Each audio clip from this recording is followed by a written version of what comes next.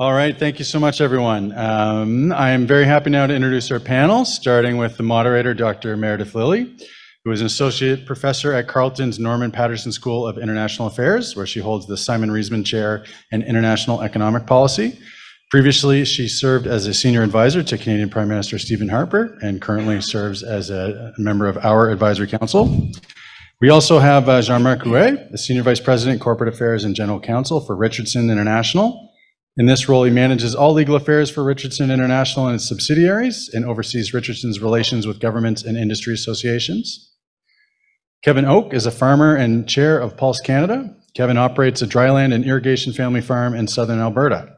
He has always had a keen interest in improving the long-term productivity of his own farm and of Canadian agriculture in general. And finally, Trevor Sears is president and CEO, Canada Pork, where he has 30 years of experience in exporting proteins from Canada.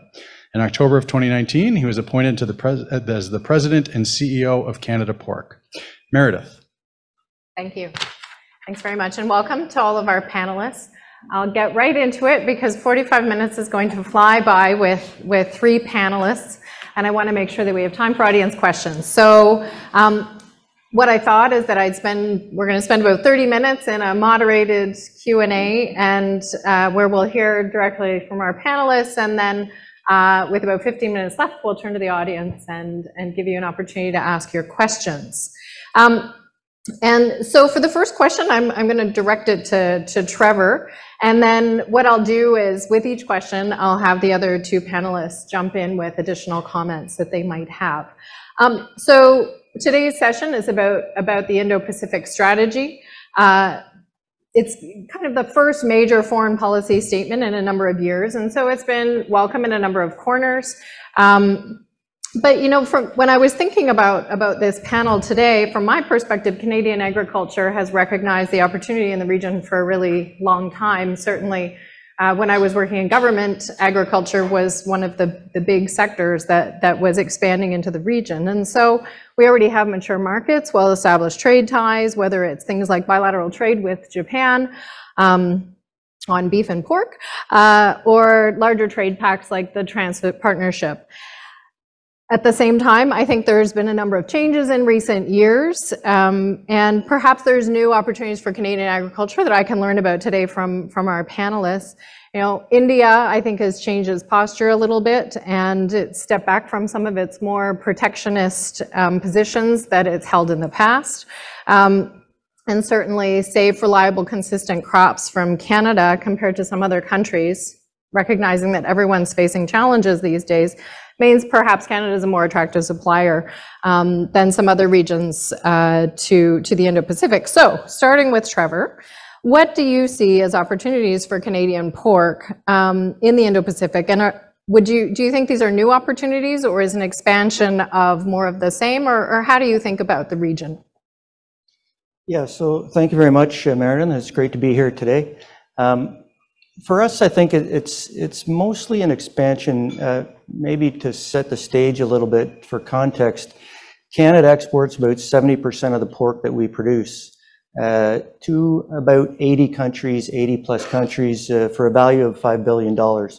So it's exporting is obviously very important to our industry. And just over half of that now goes to the Indo-Pacific region. We've been shipping, we got access to Japan, I believe, in 1968.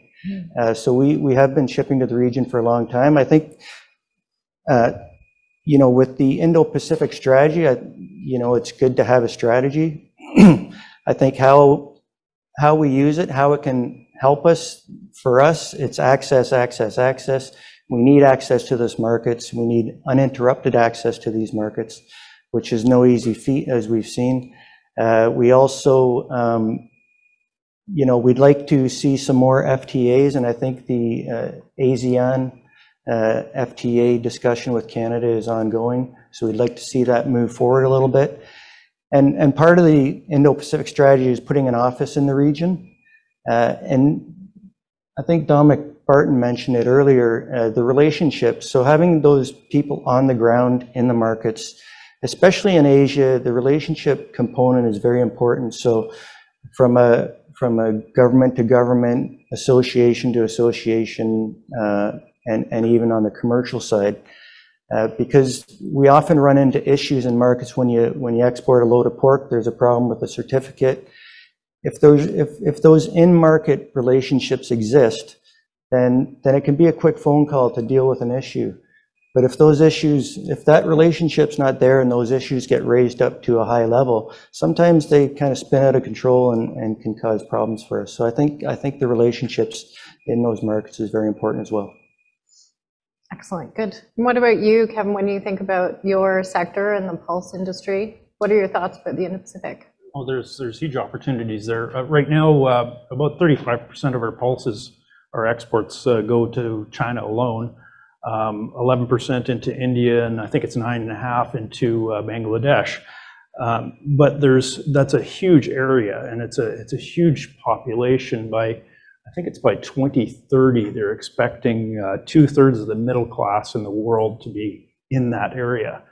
And so with Canada not being a low-cost producer, we can't compete with some of the low-cost producers. But with a big middle class like that, that's an area where we need to be. We need to be looking at that market, because it is very large and it's growing. So, and pulses are a great protein source. But as a farmer, I don't just grow pulses. I grow wheat and canola and barley, and even some of the things that I grow goes into the feed for pork and beef as well. So we're all in this together, I guess, is what you'd say, right?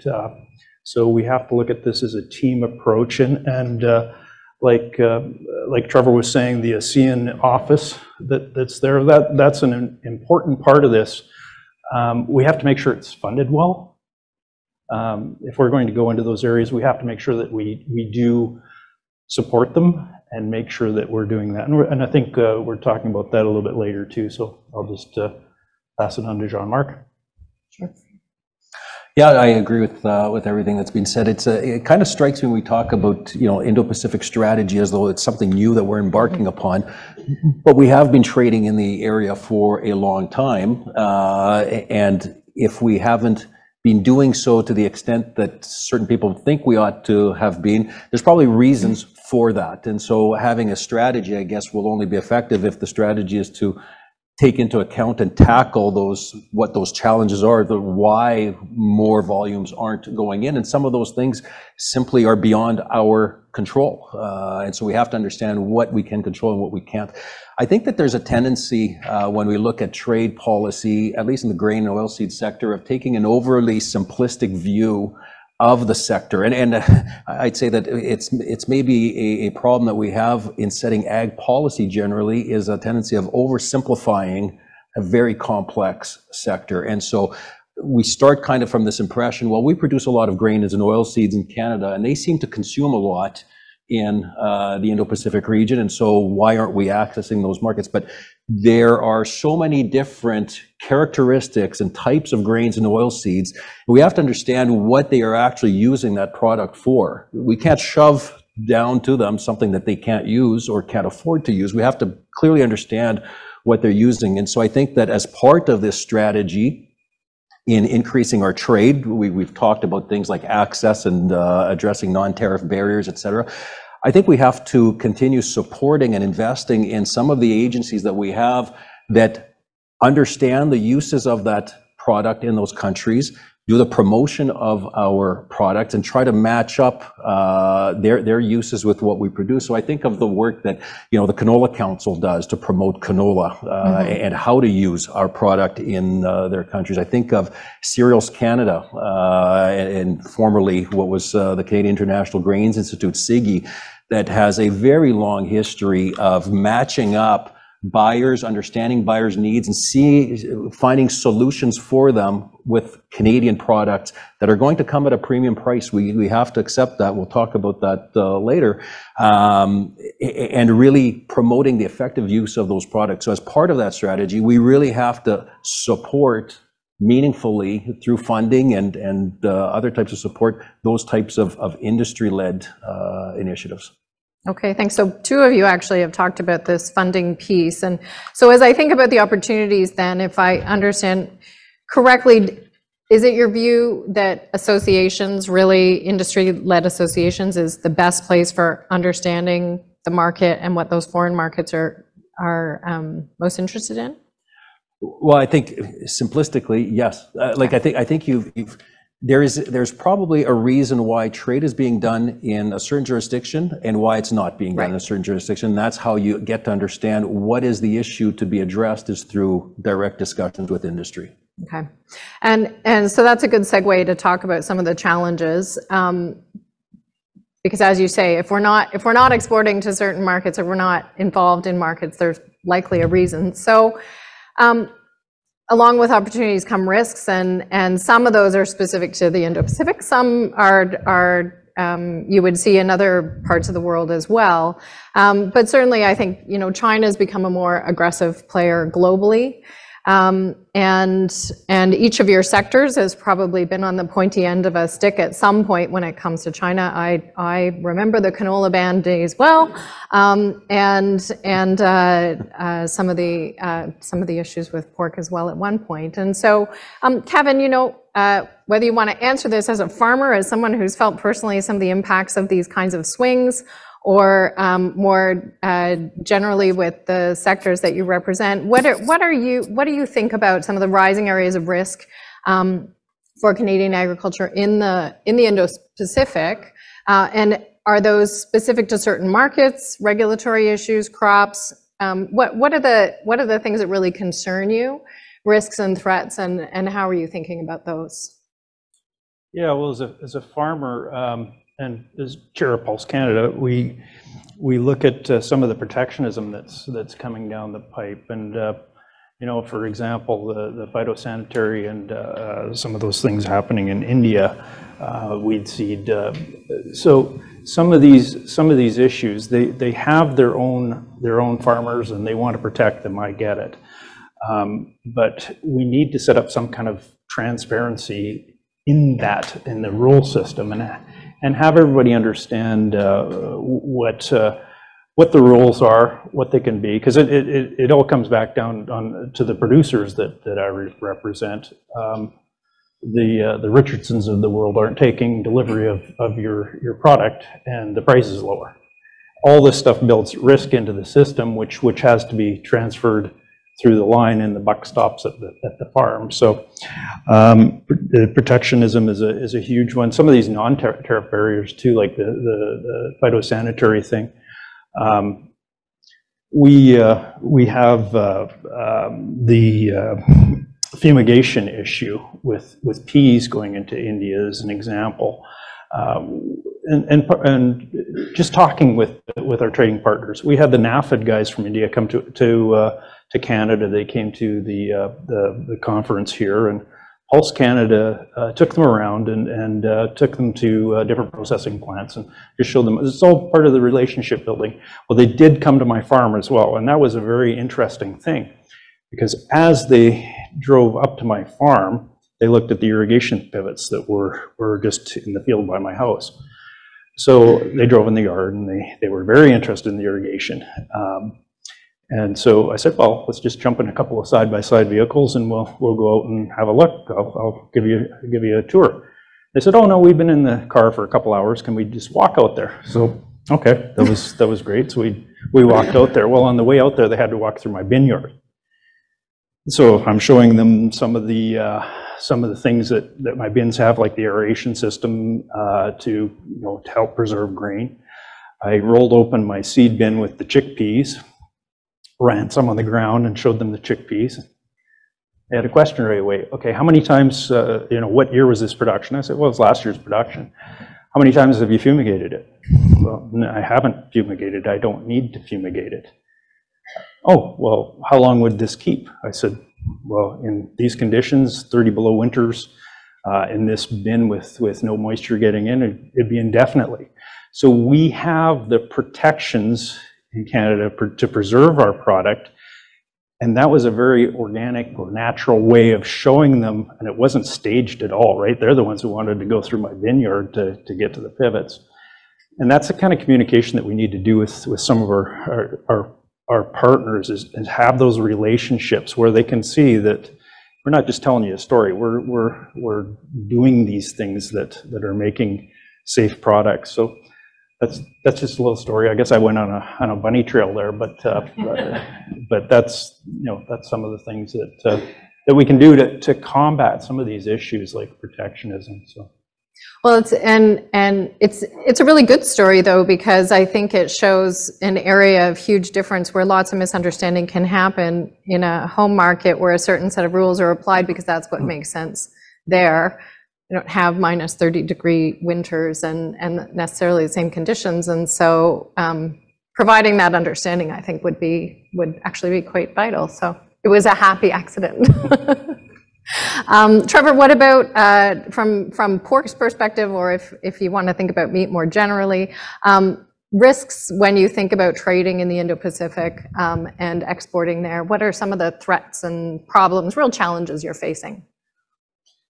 Yeah, so obviously in any industry there's a lot of risks, but if I think of some specific to the Indo-Pacific, I'd have to say the geopolitical risks of market access and the potential weaponization of trade that we've seen from markets like China. You know, that can be very disruptive to anybody's business. But having said that, I think part of the Indo-Pacific strategy from the government's perspective is to diversify away from China to a certain extent. For us, actually, China is a market that is not replaceable. So, for example, China buys parts of the hog that nobody else in the world buys, and they pay a good price for it. So it's very important. If you think about, you know, the typical manufacturing operation, it's an assembly business. You need 1 million widgets. You build a million widgets. And in the animal industry, it's a disassembly business.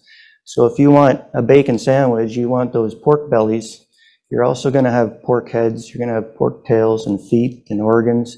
And so you need a home for those as well. So markets like China, you know, will take those products and provide a good credit. So I think, you know, improving or reducing the risks of those geopolitical, you know, trade disruptions are very important. And also, it's been discussed before, specific to Indo-Pacific again, the supply chain availability and reliability, because anything going to that area is going to go through Vancouver. And as we've heard today, that port is going to be full very soon. So we need to work on those issues as well. Just before I turn to you, Jean-Marc, so on this issue with China, certainly I think the strategy the government has sent signals that if you're going to continue to operate in China, you're a little bit on your own. That's how I interpret it in my reading of the strategy. And your point's well taken that China's not a replaceable market, partly because of its size, but also because the end product usage is different there. So when you're receiving those signals from government, what are some things that you would like to, how would you like that messaging to be different, or what are you still looking for from government, given that you still want to be operating in a market that Canada, the government's actively now trying to turn the Titanic away from? Yeah, it's not easy. There's no easy answer, but I think what's really important is communication, ongoing communication, at the government level, at the industry level and the commercial level, but at the government level, although we may not agree on everything, we can still have discussions about you know, market access, and we've seen other markets that haven't been shut out of China, where Canada has. So if we can, I'd say communication and keeping those lines open is very important. Okay, good, thank you. Jean-Marc, what about the challenges? You raised that right at the beginning when I asked about opportunities. You're already headed towards challenges. So I feel like you might have a list of them. What are some of the things that worry you about the region? As a lawyer, I've always got to be thinking about the challenges, right? So from The challenging element of doing business internationally generally, but talking about the Indo-Pacific region specifically, when you look at the value of the commodities that we're exporting, so in our business, exporting, say, a 50, 60,000 ton vessel going to export, you're talking about a commodity, a cargo that's worth $35 to $50 million with slim margins. Risk of payment or default is very, very significant. And so you want to have certainty that the vessel is going to arrive, you're going to be paid for it, will unload without any type of problems occurring. And what we've seen in the Indo-Pacific area, and China was an example of it, the ban, the genesis, the basis for the rationale for the ban was based on a non-tariff barrier issue, a phytosanitary issue. Right. And that has been the card that has been played by a number of jurisdictions of countries, including in the Indo-Pacific, as a means of either protectionism or protecting themselves against or taking advantage of a falling market. So they've locked in higher price contracts, the price of the commodity drops, and it becomes a convenient way of trying to avoid that high price contract. A lot of uncertainty that's built into that. The other element of uncertainty in some of these areas is the economic climate that exists, the strength of the banking system. Can we rely on their letters of credit that they've issued? Will the bank be good for the payment? So there's a lot of uncertainty that is built into that as well. And that goes to why don't we currently do more business in some of those areas? Well, because of those factors. I think, and so when we do trade in those countries, we do it understanding the risk that's at play. And inevitably, there's a way that the industry deals with it, that commerce deals with the risk, is you price the risk into the contract. And so I would argue that they end up paying more because of that uncertainty, and the exporters get the benefit of executing on a sale, but knowing that they're taking on risk. As part of an Indo-Pacific strategy, if you're going to be going and you want to promote trade, you want to get more trade, the focus ought to be on addressing some of those issues. Because I think, so, as I mentioned, part of the use of those tools is to sometimes hedge against a high price. It's so price sensitive. They're really concerned about price, but they're acting in a way that is actually causing their cargo to cost more because that risk is being factored in. Reduce the risk, we become more competitive on price, and everybody is happier. Interesting. And there's a bit of an irony there, right? Because some of the smaller, more fragile economies that can't afford the higher prices, the very place that they're going to be paying more because they don't have a strong financial system or banking system. Interesting. Okay, good. Thank you. So Jean-Marc, I'm going to come back to you right away because I want to ask about competitiveness, and this actually came up just before our panel took the stage from our lunch sponsor. When I think about the region, I know that every major Western country already has an Indo-Pacific strategy. Canada was kind of the last to the party in this respect. And many of those countries are our competitors in agriculture as well. The US, Australia, the UK in some products, European countries. And we play on an even playing field with some of them, not so much with others in certain areas of regulation. Canada has an aggressive carbon price that will continue to rise over the next several years. It's something I look at in my work is Canada's competitiveness with respect to the carbon price. The federal government's targeting greenhouse gas emissions associated with fertilizers. Certainly, I would think that would have an impact on competitiveness. And in the region, we've got, it's both a region we want to export to, but it's also a region of competitors because India is a competitor. And a couple of you have talked about the fact that Canada is a high-income country and we're not a low-price producer, which might get at some of this. So as you're thinking about all of these kinds of issues, how do you see Canada's position relative to our competitors that also want to be exporting to the Indo-Pacific, whether they're in the region already or whether they're other Western countries looking to compete? So we'll start with you, but I'd like to hear everyone's view on this one. Sure. I think when you look at a market, whether it's Indo-Pacific or anywhere else, you really have to look at it objectively, frankly, of what your strengths are and where you've got weaknesses. And when we look at the Indo-Pacific market generally, there are some things that we just cannot overcome, and we have to deal with that. Geographic distance is something that we can't change the fact that Australia is considerably closer than we are. We have production areas that are a long distance away from tidewater. That's just a reality. We've got cold winters. We've got tough geography to cross to get our product to tidewater to then sail incredible distances. We've got higher production costs, labor costs than a lot of other nations that supply the Indo-Pacific. And those are just realities we have to contend with. So then we have to figure out where are we stronger than our competitors, and can that strength make up for that disadvantage? So where are we strong? We've got very good quality product and good and reliability in the consistency of our product. We've got I think a very good delivery, a service proposition to our customers. I talked about associations and services that we have like Sears Canada, formerly CGAI, and the support that we can give to Canadian customers. I think that is very unique. I think it's valued and something that really distinguishes us from other countries. We are reliable executors. And we stand by our word. When we make a commitment, we live by it. And if we can't meet that commitment, we will make good on our obligations in some fashion.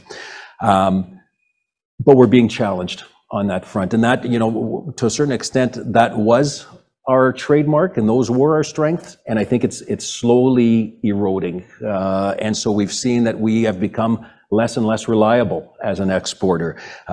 We've had well-documented issues with rail service, with blockades. We've talked, a number of speakers today have talked about our infrastructure is just not keeping up.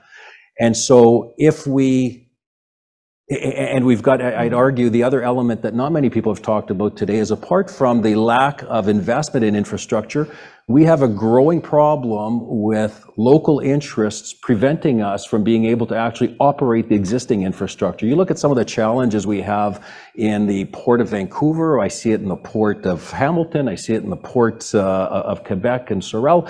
Ongoing challenges with respect to the commercial operation of facilities where local interests don't like the noise, the dust, et cetera. And we're not using our facilities to their full extent. We've got to somehow get that straightened out. But if we're no longer reliable and we're higher priced, then what benefit do we really bring to the table? And I think that as we talk about, we're higher priced, we're losing our reliability.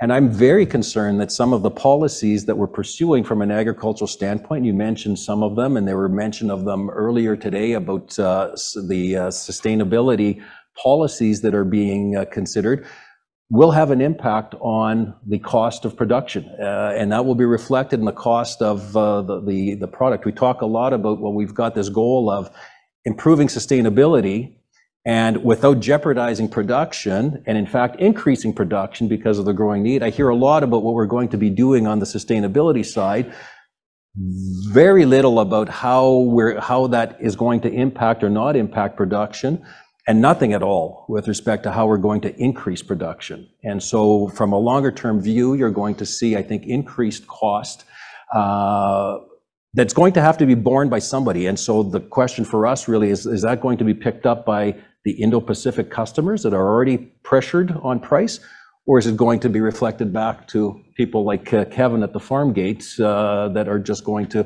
have to get less for their production? So those are really significant challenges. I'm concerned that we are going about on these paths, dabbling around without having enough expertise at the table, considering all the runoff effects of some of these decisions that are being made. That's just a short list. Sorry. So Kevin, at the farm gate, competitiveness. Yeah, well, Jean-Marc just mentioned sustainability. I have pulses in my rotation, of course. But it's not the only crop I grow, but because I've got pulses in my rotation, I don't use nitrogen fertilizer in the year I grow my pulses. I've reduced the amount of nitrogen fertilizer I need for the following crop, which is on my rotation is canola after my pulses. So I know that. I know that I'm using less nitrogen there. Why is this not being used by whoever is negotiating some of this stuff to say, okay, we're doing it right already, right? Let's get the knowledge out there that this is something that we can do. I mean, not every farm can grow pulses, but that's maybe something that needs to be addressed too in researching diseases like Aphanomyces. But we have a good sustainability story, right? Throwing pulses into a hog ration can reduce the carbon footprint of a hog production somewhere around 25%, if I'm correct. So there's good news, things that we are doing, we can do, right? So sustainability, I think we have a good news story. Let's leverage that. Let's take credit where credit is due. Talking about the Indo-Pacific, just opening that office, the Agriculture and Agri-Food office in the Indo-Pacific somewhere, it will give us the technical expertise that Jean-Marc was talking about with the Cereals Canada missions. And I've been on some of these Cereals Canada missions, so I know he's correct in that. The expertise that CGAI has brought to the users of Canadian wheat has been indispensable. There's people, they're technical people, they're millers, they're bakers. They're taking this stuff in, and it makes Canadian product more valuable. So what my hopes are was with this office in Southeast Asia, we'll continue that in all crops, pulses including, but this will be hopefully a permanent place where we have the technical experts that can help with some of the sanitary and phytosanitary issues, weeds, seeds, whatever. They can be there to address these issues. They'll be boots on the ground that can maybe give us a heads up ahead of time so that some country doesn't go, okay, we're now changing our rules and a boat is on, Richardson's boat is on the ocean heading for the country. There's a bit of a warning there. And I said it before, we need to make sure that this office is staffed and funded, and not just with technical people. We need the ambassador types, the diplomats in these areas too, to deal with the local countries there. Somebody that they can go to, somebody that everybody knows. We have a presence there, and I know we have a presence with the different companies as well. But to have this presence there, I think is important. So. Okay, thank you. So just before I ask Trevor about competitiveness in the region for the pork industry, after that I'll come to questions if I see people at the mics, so that this is your chance to head to the mics. If I don't see anyone, I'll keep going with other questions, but we'll have about 10 minutes left, and I do want to make sure that people have the opportunity. So when you're thinking about competitiveness, is pork kind of in a better position in the region? How are you feeling? How's your sector feeling about it? Yeah, I don't really have a lot to add, because I think Jean-Marc mentioned some of the points I was going to raise. Canada's relatively well positioned in those markets. We're generally on the hog side, a low cost producer, and we have probably some of the highest quality, most consistent product in the world. So those are our advantages, and I won't go too much farther into it, but just to say what we're asking for is a level playing field with our competitors in those markets. So the same level of access, the same tariffs or duties, and so forth. So that the other side on the competitive in general is that We do have some regulations in Canada when it comes to building barns and stuff that some of our competitors don't have. So that's one of the challenges. But overall, I think we're relatively well positioned. And Japan is a market that I understand a little bit better than some in the region, and I know that loyalty and quality of product is a really big issue there. And so once you've kind of secured your buyers and your supply chain there, it actually works quite well for us. So that's good to hear. But okay, so are there questions from the audience? Anyone? Tyler. Hey, Meredith. Tyler Bjornson, Canada Grains Council. I'm really interested in the panel's perspective on the changing foreign policy relationship with China versus the ongoing commercial need to do business with China. $1 in $5, maybe $1 in $4 if you include all agriculture of Canada's exports to China is a grain product, pork, beef product. So it's pretty critical, but it seems to me that the foreign policy geopolitical relationship has changed dramatically. So given that reality and the fact that, you know, to Trevor's point, you're not going to replace China with diversification, you may take a portion away, but you'll never replace it. So then what does our strategy with China look like then in the face of a new political relationship? Thank you. It's a good question. Does anyone want to take a stab? Well, I think Canada saying it's taking a different policy position with respect to trade with China, I don't think they had to say that for industry to say things have changed considerably with China. I think the canola bans have certainly put everybody on notice that there is a reality there that we have to contend with, and an understanding of how trade to a certain extent has been, can be, may be weaponized. But a number of people have said it before, it is too big of a market to ignore and to say, so we won't be doing any more business there. I think we need to do business there. We need to do it, rationally, responsibly. But also, I don't think it's fair for Canada to just kind of, say you're on your own, wiping our hands and say, because Canada can't afford that type of approach either. But I think there is something that ought to be done with respect to like-minded nations that are in the same position, and to have a common strategy on how we ought to address these issues. I think, China maybe has been allowed to do what it does because it plays off one country against the other. And maybe it's time that we start thinking about how an attack on one constitutes an attack on our allies, and from a trading perspective.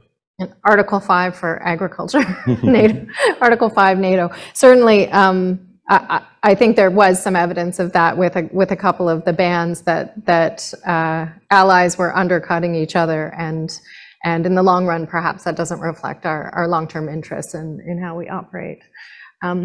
Second question. Rory McAlpine, CAPI Director. Talk to me a bit about CFIA to get more specific. I mean, we keep emphasizing relationships, a new office in the region. I know from my time at Maple Leaf, whether it's the Market Access Secretariat on this side or the officers at posts abroad, they are so important. In these different commodity sectors, what's your current reflection? Have they strengthened the presence, or what needs to be done to achieve a stronger CFIA support for market access in the region? Do you have some comments about this, Trevor? Because I feel like meat always is dealing with CFIA. So, I mean, you all are, but sure, yeah. I would say it's. I think we can do better on at least in our case, red meat specialists, CFIA folks in the region, and that's one thing we're hoping with the Indo-Pacific office. It's a specific request I've made is for CFIA red meat specialists in those markets, because again, and having the right people and having them also work on developing relationships. So if there are issues at ports, it's just a quick phone call to deal with it, and not something that is raised to a national level. So yeah, I'd say, Rory, that I don't think we've advanced as much as we need to on CFIA presence in the Indo-Pacific region, but hopefully we're moving in the right direction now. And can I ask, would something like a red meat specialist, would that, you envision it being the same person that would have the kind of scientific knowledge about the product that also would be managing the relationships? Typically, that's all one person? Well, when I talk about the relationship, so I'm talking about them having a relationship with their peer in that market. Their peer scientist, potentially. Or like the folks at the port. So for example, if a container arrives at a port and the seal is broken, all the containers are sealed so that they know they're intact properly. If a seal is broken in one of these ports, then and if it's only there to be re-exported, like if it's at just in the middle of its journey, then the country that's supposed to receive that container will not take it if the seal's been broken. So you actually need a CFIA person to attach a new seal. So that's just an example of having those folks in market will help facilitate the trade flow. Okay, thank you. I have a question that came in online that I'll read out. And for folks online, you can send them in. I can ask on your behalf. Given tight demand for food around the world, are you folks seeing any evidence of non-tariff barriers decreasing in their impact? Yeah, I mean, I think that's kind of probably a natural reaction. I'm firmly of the view that a lot of the non-tariff barriers that are raised are for protectionist reasons, and it's a supply and demand type of dynamic. Supply goes down, demand increases. You don't want to limit the inflow of production, and so you see less non-tariff trade barriers being raised, particularly of the SPS type that we've seen. It's funny, some of the countries that have made a big deal in the past about glyphosate residues, all of a sudden don't talk about them that much anymore, right? Yeah, if I recall correctly, the canola ban blackleg was accompanied by a bumper crop year for canola in China, and then it disappeared in a year when they had So it did seem that the concerns with foreign product went up when they had lots of domestic product. I can make a comment there also. And I'll just refer to CETA, the Canada-EU trade agreement. When CETA was signed, Canada was exporting more to the EU than we were importing. Today, we have virtually no exports to the EU, and the imports from the EU have gone through the roof. And the reason is non-tariff trade barriers. So how did that happen? And how do we prevent that from happening in the future? And I think it's, when these deals are being negotiated, you need the right people in the room to understand what these deals are actually saying and what might be slipped under, as far as non-tariff trade barriers. So it's having the right people in the room that can see those problems before they start. Good. Well, and I think if I could just for a second, I think one of the keys is with respect to trade agreements, recognizing that non-tariff trade barriers are becoming prevalent and having effective means of having them addressed efficiently and resolved quickly. Having a multi-year process to determine that the allegation of the presence of a pest in a cargo was unfounded just doesn't make any sense. And the time to maybe negotiate and include those types of provisions are maybe in the smaller country-to-country agreements, and have a developed template for those types of agreements where those disputes might not likely arise, but they become maybe a better place to insert them and to have them at the ready for the more contentious negotiations. Yeah, agreed. Okay, There's 20 seconds left in our panel. So I do just want to ask Kevin, is there any last thought that you want to add, because we've just heard from the other two, on this issue of kind of things that you wish people, that we're in Ottawa, understood a little bit better about your sector and could do better? Well, 3 seconds, that's going to be tough. Just tell them to call me. Good. All right, well, thank you very much to our panel. 45 minutes went quickly. Everyone, let's express our appreciation. And thank you, Meredith. Thank you. So we will take a quick 5.